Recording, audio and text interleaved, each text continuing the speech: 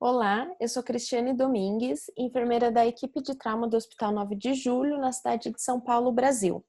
E neste módulo 5, vamos discutir as técnicas avançadas de melhoria da qualidade. O conteúdo deste módulo ele foi amplamente baseado no manual Diretrizes para o Desenvolvimento de Programas de Qualidade no Atendimento ao Trauma da Organização Mundial da Saúde. Este manual ele está disponível para download gratuito no link apresentado no slide. O objetivo principal de aprendizagem deste módulo é fornecer um entendimento básico sobre como utilizar os filtros de auditoria, como identificar e rastrear complicações, como identificar e rastrear erros, eventos adversos e eventos sentinela e como usar os métodos estatísticos. E ao final do módulo será apresentado um sumário e a conclusão. O objetivo de todos os métodos de melhoria da qualidade é identificar e corrigir problemas. As conferências de morbidade e mortalidade, os painéis de mortes evitáveis, eles são, na sua essência, de natureza retrospectiva, com julgamentos qualitativos e muitas vezes subjetivos, com base na revisão de prontuários, discussão e opinião de especialistas. Os métodos apresentados neste módulo, eles representam abordagens mais objetivas e analíticas e que usam coleta de dados prospectiva. Eles têm em comum o monitoramento de problemas e de eventos específicos que podem ou não contribuir para os resultados indesejados. Frequentemente, essas técnicas requerem recursos mais abrangentes, como tempo da equipe para coleta de dados e sistemas de informação computadorizados. Vamos iniciar a nossa discussão pelos filtros de auditoria. Os filtros de auditoria, eles são variáveis pré-definidas que são rotineiramente rastreadas para identificar se os padrões de atendimento aceitos, eles estão sendo atendidos. Complicações, eventos adversos e erros são exemplos dos muitos tipos possíveis de filtros de auditoria. Os filtros, eles podem também identificar quase erros na assistência, ou seja, aqueles que não resultaram em um resultado ruim, mas que podem identificar um processo de atendimento que precisa ser melhorado. Esses casos específicos identificados pelos filtros de auditoria, eles são revisados de forma sistemática para garantir que não houve nenhum problema na assistência prestada. Os filtros de auditoria, eles são utilizados em todas as áreas do cuidado, no atendimento pré-hospitalar, departamento de emergência, centro cirúrgico e outros. Os filtros, eles podem ser rastreados de maneira rotineira ou serem direcionados para uma área específica de interesse na instituição. No atendimento pré-hospitalar, as questões podem ser direcionadas para o dimensionamento de pessoal, estabilização e rapidez no transporte. No departamento de emergência, as questões podem considerar a adequada utilização dos princípios de reanimação, proteção da via aérea, acesso venoso e a rápida e completa identificação das lesões. Outra fase importante considerada pelos filtros de auditoria é o tempo de encaminhamento do doente para o centro cirúrgico, nos casos de trauma abdominal, por exemplo, ou para a drenagem de um hematoma cerebral com efeito de massa e também a limpeza e fixação de fraturas expostas. Outras questões incluem a presença dos profissionais no momento adequado, incluindo enfermagem, médicos e todos os outros especialistas. Os vários filtros de auditoria, eles capturam uma série de preocupações adicionais, como cirurgias não planejadas, atrasos no atendimento e problemas de documentação. Os filtros de auditoria, eles podem ser considerados como eventos sentinela ou filtros baseados em taxas. Eventos sentinela são filtros para os quais apenas uma única ocorrência já demanda revisão, como o caso de um óbito com ISS baixo. Filtros baseados em taxas são aqueles em que se aceita uma determinada porcentagem baixa de não conformidade. Por exemplo, demora para encaminhamento de doentes com fratura exposta para limpeza no centro cirúrgico. Uma pequena proporção de atrasos é aceita porque essa demora pode ser devida a situações de tratamento de lesões que ameaçavam a vida. A revisão é realizada se esses filtros excederem a porcentagem limite. Os filtros de auditoria, no entanto, eles também apresentam algumas desvantagens. As desvantagens potenciais incluem o custo e a falta de extensos exemplos publicados que documentem a utilidade de filtros específicos. O tempo necessário da equipe para avaliação dos filtros para cada doente também acaba sendo um aspecto proibitivo. Por esse motivo, nos Estados Unidos, o Colégio Americano de Cirurgiões, recentemente, ele alterou a recomendação da lista de filtros de auditoria de obrigatórios para recomendados. Nos países de baixa e média renda, onde geralmente há menos atividades de melhoria da qualidade em trauma, os filtros de auditoria eles têm um potencial enorme. Um exemplo é a Tailândia, em que o Programa de Melhoria da Qualidade rastreou 32 filtros de auditoria que tiveram um impacto na redução de mortes evitáveis. Experiência similar foi reportada no Paquistão. Os filtros de auditoria, eles apresentam usos alternativos. Por exemplo, eles podem ser usados como um complemento do processo de painel de revisão de mortes evitáveis. Eles já se mostraram bem eficazes para identificar diferentes tipos de problemas, como atrasos no tratamento e erros de julgamento.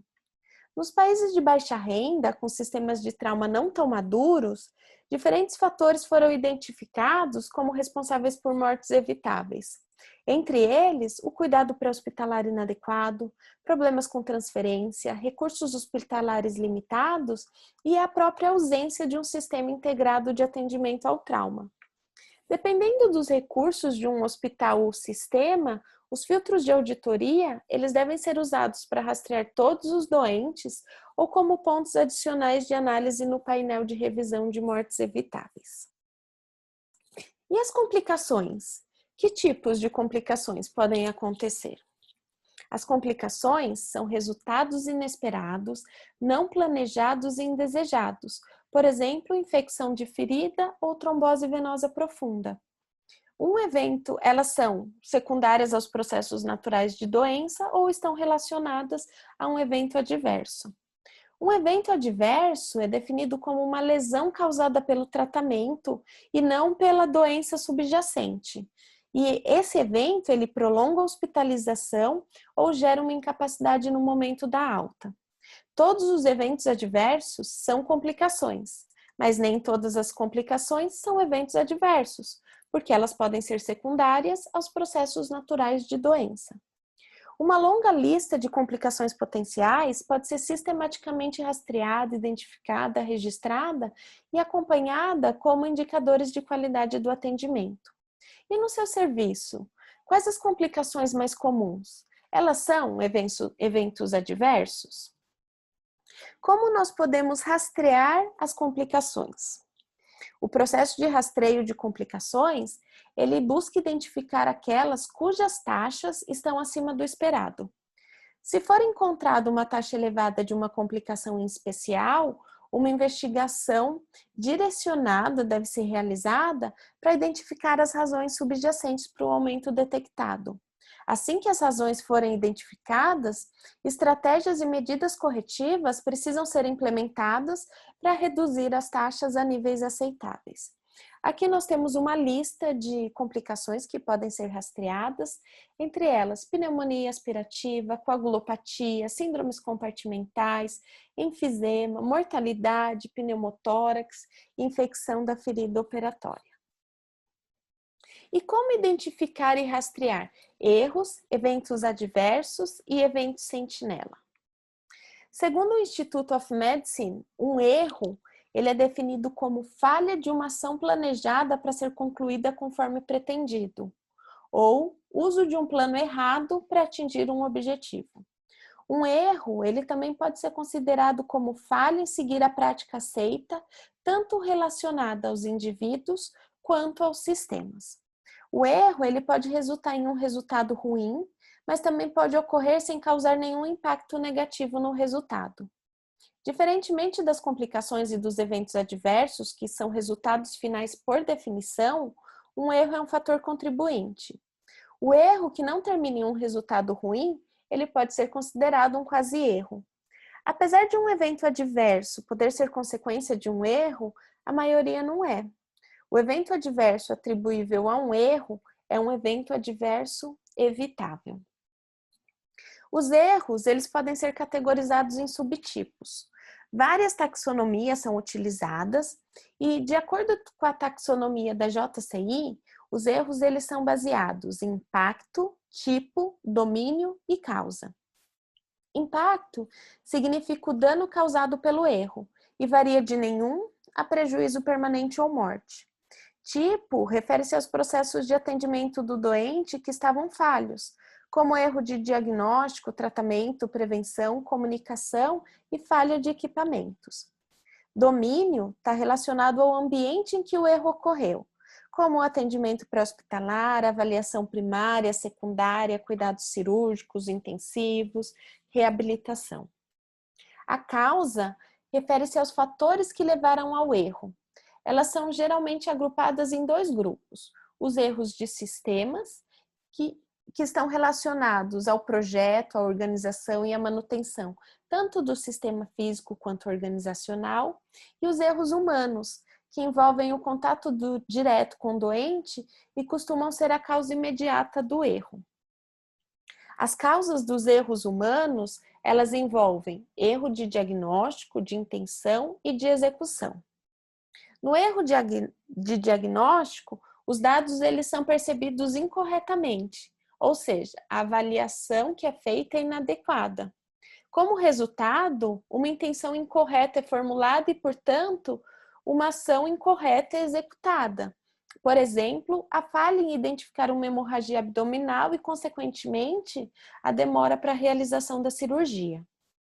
No erro de intenção, os dados eles são percebidos corretamente. No entanto, a intenção incorreta é desenvolvida e, portanto, a ação errada é executada. Um exemplo é a percepção de que um doente com trauma crânioencefálico tem a via aérea em risco, mas não se obtém uma via aérea definitiva para o doente. Faz-se o diagnóstico, mas o tratamento proposto não é o adequado. No erro de execução, os dados são percebidos corretamente, a intenção correta é desenvolvida, mas uma ação incorreta ou não intencional é executada. Considerando o exemplo acima, percebe-se que esse doente precisa de uma via aérea definitiva, o procedimento é indicado, mas a técnica é realizada de maneira errônea. Por exemplo, é feita uma intubação esofágica. Um evento adverso, particularmente notório, ele é denominado um evento sentinela. Uma única ocorrência inesperada que resulta ou tem um potencial para resultar em morte, lesão física ou impacto psicológico grave. Todos os eventos sentinela, eles são eventos adversos, mas nem todo evento adverso é um evento sentinela. O evento sentinela, ele é um evento grave e demanda uma investigação imediata e completa das circunstâncias que contribuíram para o resultado ruim. Quando um resultado muito ruim acontece, um processo de investigação de melhoria da qualidade específico, chamado de análise de causa raiz, precisa ser realizado. Esse é um processo para identificar a etiologia do resultado ruim imprevisto e é realizado por uma equipe específica. A equipe de análise de causa raiz, ela deve ser interdisciplinar e focada na identificação e na compreensão de problemas imprevistos que resultaram em um resultado ruim. A investigação, ela não deve ser longa, ela deve ter prazos curtos. Esse é um processo único que analisa todos os eventos relacionados a esse caso específico. Não há coleta e monitoramento contínuos do caso. O objetivo de uma equipe de análise de causa raiz é analisar minuciosamente um evento em comum, delinear quais problemas do sistema permitiram que um evento tão adverso ocorresse e planejar medidas para evitar resultados ruins semelhantes. As etapas que a equipe de análise de causa raiz utiliza para abordar um evento sentinela, eles podem auxiliar na abordagem de qualquer evento adverso. Agora, nós vamos discutir um pouco a utilização dos métodos estatísticos. Existem vários sistemas de pontuação diferentes para ajudar a comparar as lesões dos doentes de maneira objetiva. Alguns deles são baseados na natureza das lesões apresentadas pelos doentes, que são os índices anatômicos. Outros se baseiam no estado fisiológico dos traumatizados. Esses são os conhecidos índices fisiológicos. São vários os índices. Os mais conhecidos e utilizados são a AIS, o ISS, a escala de coma de Glasgow, o RTS, o TRIS e o ASCOT. Por meio desses processos estatísticos, os hospitais eles conseguem identificar os doentes que evoluíram com um resultado inesperado. Por exemplo, um doente que tinha uma gravidade baixa e uma alta probabilidade de sobrevida. Mas esse doente tem um desfecho ruim e evolui a óbito. Algo aconteceu e esse algo precisa ser identificado. Hospitais com taxa de mortalidade ajustada ao risco acima do esperado, eles podem justificar a avaliação de mortes inesperadas individuais, juntamente com a avaliação dos sistemas de atendimento, para identificar elementos que podem contribuir para uma mortalidade ajustada ao risco mais alta. Agora, nós vamos fazer uma conclusão dos temas abordados neste módulo. O objetivo dos métodos de melhoria da qualidade é identificar e corrigir problemas. As conferências de morbidade e mortalidade e os painéis de mortes evitáveis, eles são, na sua essência, qualitativos, retrospectivos e baseados em análises subjetivas. As técnicas avançadas de melhoria da qualidade incluem rastreamento dos filtros de auditoria, das complicações, erros, eventos adversos e eventos sentinela. Essas técnicas, elas representam abordagens mais objetivas e analíticas que utilizam a coleta prospectiva de dados. Técnicas avançadas de melhoria da qualidade em trauma monitoram todos os problemas e eventos específicos. Esses eventos, eles podem ou não contribuir para resultados indesejados. Frequentemente, essas técnicas requerem mais recursos, como o tempo da equipe para coleta de dados e sistemas de informações computadorizados.